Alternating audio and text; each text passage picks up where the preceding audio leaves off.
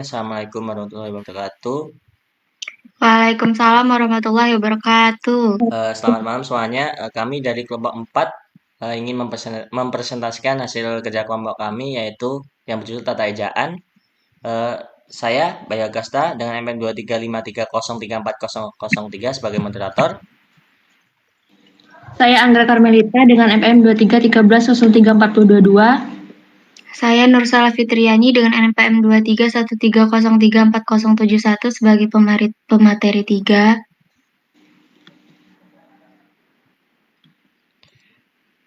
Yang pertama yaitu materinya penggunaan tanda titik dalam pembelajaran. Tanda titik digunakan untuk mengakhiri kalimat atau pernyataan. Berikut merupakan hasil penelitian dari tanda titik yang berfungsi untuk mengakhiri kalimat pada masing-masing data. Yang pertama itu dengan seringnya kita mengonsumsi mie instan, berarti kita juga sudah memasukkan banyak kandungan lilin ke dalam tubuh kita. Pada data yang ke-1 ini, penggunaan data tanda titik berfungsi untuk mengakhiri kalimat atau pernyataan. Dari keseluruhan data pada masing-masing peserta didik, penggunaan tanda titik yang berfungsi untuk mengakhiri kalimat digunakan sesuai dengan fungsinya. Next. Yang ketiga yaitu Dr. Freddy Wilmana, FMMP, SPFK. Pada data yang ketiga, penggunaan tanda titik berfungsi sebagai penulisan singkatan gelar dalam satuan pendidikan. Penggunaan tanda titik pada nama gelar sudah sesuai dengan fungsinya.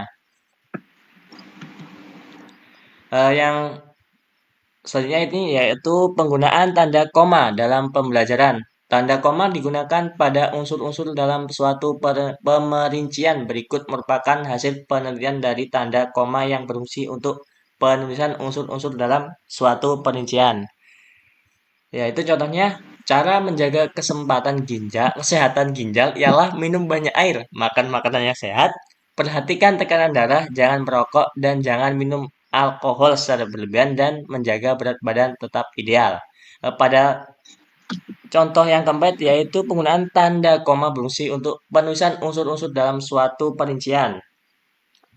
Pencarian tersebut merupakan tips menjaga kesehatan ginjal dan dipaparkan menggunakan tanda koma setelah tips pertama dan tips terakhir agar lebih mudah dibaca dan dipahami. Next.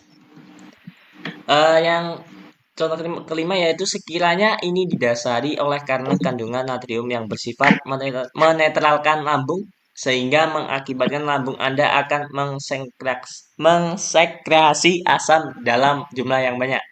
Pada contoh yang kelima yaitu penggunaan tanda koma berfungsi untuk penggunaan sebelum kata hubung sehingga merupakan kata hubung. Maka dari itu perlu penggunaan tanda koma dan sudah sesuai dengan fungsinya. Next. Selanjutnya ada penulisan gelar. Secara umum, gelar merupakan penambahan pada nama orang. Gelar berfungsi sebagai sebutan kehormatan, kebangsawanan, dan menunjukkan kesarjanaan seseorang setelah menyelesaikan pendidikan tinggi di sebuah institusi. Biasanya, gelar ditulis di depan nama atau di belakang nama orang. Dalam Kamus Besar Bahasa Indonesia atau KBBI, gelar memiliki 3 makna. Yang pertama, sebutan kehormatan, kebangsawanan, keserjanaan, dan biasanya ditambahkan pada nama orang seperti Raden, Tengku, Dokter, Sarjana Ekonomi. Kedua, nama tambahan sesudah nikah atau setelah tua, sebagai kehormatan, seperti diberikan gelar Sultan. Yang ketiga, julukan yang berhubungan dengan keadaan atau tabiat orang. Sebutan gelar dalam bahasa Indonesia memiliki tata cara penulisan tersendiri. Tentu saja, tata cara penulisan gelar tersebut tidak akan terlepas dari Aturan Pedoman Umum Ejaan Bahasa Indonesia 2016 yang diresmikan oleh Badan Pengembangan dan Pembinaan Bahasa Indonesia.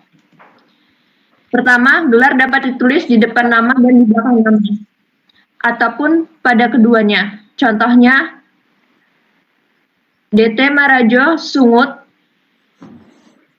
Insinyur Rio Nugroho, Windan Novitasari, SPD, Hajah Murniati, SPD, Dr. Andes Haji Arman Isa,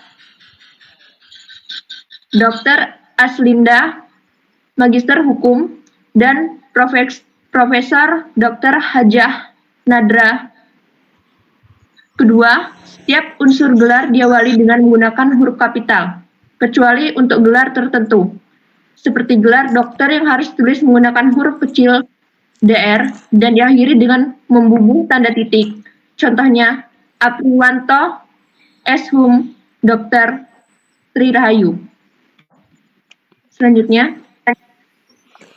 Selanjutnya, selain itu, tata cara penulisan gelar pada nama tidak hanya diatur dalam PUEBI tahun 2016, tetapi juga diatur dalam Peraturan Menteri Riset dan Pendidikan Tinggi Republik 5 Indonesia Nomor 59 Tahun 2018 tentang ijazah, sertifikat kompetensi, sertifikat profesi, gelar, dan tata cara penulisan gelar di perguruan tinggi, khususnya untuk akademis pendidikan.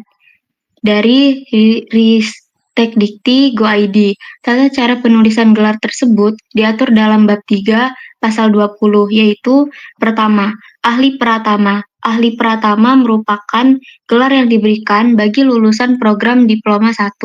Penulisan gelar nama ahli pratama ini ditulis di belakang nama orang dengan mencantumkan AP dan diikuti dengan inisial ilmu pengetahuan atau inisial nama program studi. Contohnya, Muhammad Teguh AP.Com dalam kurung ahli pratama komputer atau Sintan Aulia AP Par dalam kurung ahli pratama pariwisata. Kedua, ahli muda. Ahli muda adalah gelar nama yang diberikan bagi lulusan diploma 2. Gelar nama ahli muda ini ditulis di belakang nama orang dengan mencantumkan huruf AM dan diikuti inisial ilmu pengetahuan atau inisial nama program studi. Contohnya Intan Permasari, AM Pus dalam kurung ahli muda pustaka, atau Safitri AMPD dalam kurung ahli muda pendidikan.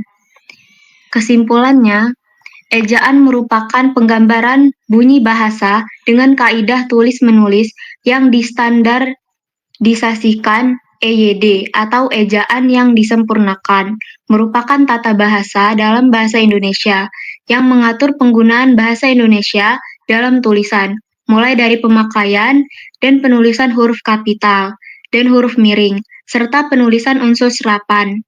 Perkembangan ejaan di Indonesia telah mengalami beberapa pergantian, mulai dari ejaan Van Option hingga ejaan yang disempurnakan, yaitu EYD. Saya Next. kembalikan ke moderator. Next. Sekian materi yang dapat kita sampaikan. Kurang lebihnya mohon maaf. Saya akhiri. Wassalamualaikum warahmatullahi wabarakatuh. Waalaikumsalam warahmatullahi wabarakatuh.